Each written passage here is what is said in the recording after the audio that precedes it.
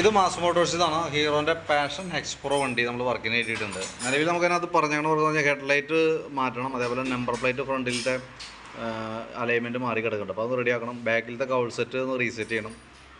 ബാക്കിലത്തെ break sound ഉണ്ട്, അതേപോലെ engine oil മാറ്റണം. ഇത്രയും കേസാണ് മെയിനായിട്ട് പറഞ്ഞാണ് വർക്കുണ്ട്. അപ്പോൾ നമ്മൾ നോക്കി വണ്ടി ഓടിച്ച് നോക്കി വർക്കിന് കയറ്റി.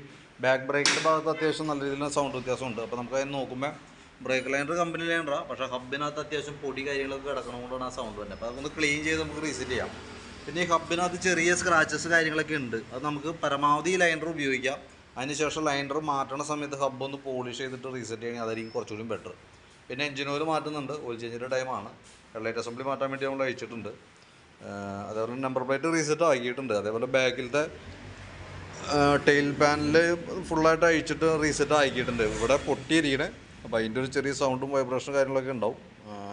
ആ ഗ്യാപ്പ് ഉണ്ടാകുന്നതൊക്കെ മാറ്റി നമ്മൾ റീസെറ്റ് ആക്കിയിട്ടുണ്ട്. ഈ കവർ കിട്ടുകയാണെങ്കിൽ മുകളിലത്തെ ഒരു കവർ കിട്ടുകയാണെങ്കിൽ അത് സെറ്റ് ചെയ്ത് കഴിഞ്ഞാൽ അത് ഓക്കെ ആയിക്കോളൂ കേട്ടോ.